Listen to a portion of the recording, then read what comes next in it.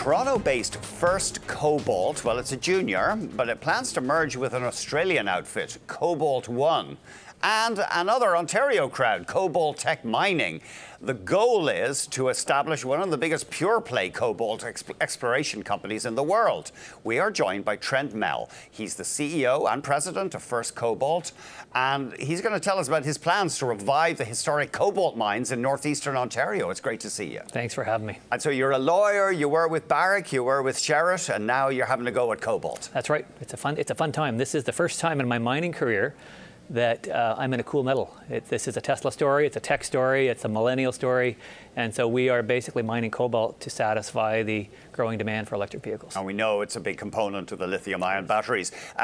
Before we get into that, so just tell us, what is this deal? You're going to merge with this Aussie outfit. You're swapping paper, basically. Yeah. And the Aussie shareholders end up with most of the merge, or the biggest stake in the merged company. Correct. Yeah, correct. On a pro forma basis, the Australian company, Cobalt One, will own about 53%.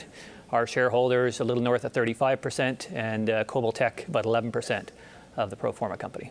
And you'll be listed where? We'll be listed in Toronto. We'll maintain our listing, FCC, and we've got an OTCQB, and we will seek a listing on the ASX as well. And when do you start trading again then as the new entity? So the new entity is probably going to take us about 3 to 4 months to get this deal closed. It's a little challenging by virtue of the cross-border nature of the deal, all the paperwork, plan of arrangement, courts, shareholder meetings. So there's good cooperation, but it'll be a while before we're united. 3 or 4 months? Yeah, that's the system we live in, sadly. Yeah. Oh, and what kind of a market cap do you think this thing will have? I know it's hard to predict. Yeah, so pro forma, we're going to go from about a 40 million market cap for First Cobalt up to about 120 million, I guess, on the close of the deal. So we'll be the biggest cobalt player in the world on the exploration side. And you're halted right now, are you? We are halted. Okay, yeah, and that's the virtue of a reverse takeover. We're issuing more than 100% of our shares, so the venture exchange says, we're going to wait, we're going to look at your documentation, then you can resume. Right. Now, so Ontario, this part of Ontario was once a leading silver producer, and cobalt came out as a byproduct? Yeah, they weren't chasing it. So this camp was discovered in 1904. It was our very first hard rock mining boom in Canada. Native silver veins were showing up on surface, and they followed these underground. And so from 1904, really up to the Second World War, you had 70 different mining operations there, biggest silver camp in the world, also Canada's biggest cobalt camp. But cobalt, you kind of took it as it came. And now we're going back, much like we've done across the gold camps. I did it at Falco, I did it with Arico at Young-Davidson. And it's, okay, let's look at an old, high-grade, narrow vein deposit and see if we can put a pit around this and high tonnage, lower grade, and reinvigorate the camp. And in so doing, geologically, we think we're going to see a lot more cobalt and probably relatively less silver. These were old underground mines? They were, yes. So you're going to go in with a bulk tonnage operation? Exactly, yeah. Never been done, and never been done on the scale. And so this merger brings together almost half the camp. So we're going to have 45% of the camp. Agnico has about 21%. So we're going to have the scale now to go out and try to search for multiple pits, and we'll have a mill.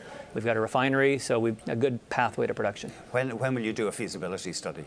Well, we've got to do a lot of work first. There's a lot of tonnage. There's millions of surface stockpiles. So I think near term there's some cash flow opportunity by mining the residue that was never mined in the past. Meanwhile, we've got in our collective, once we're all done, 16 historic mines. So the real milestone, other than getting the deal done, is going to be the first assays coming out. Historically, people were mining out the high-grade veins and trying to see these silver values.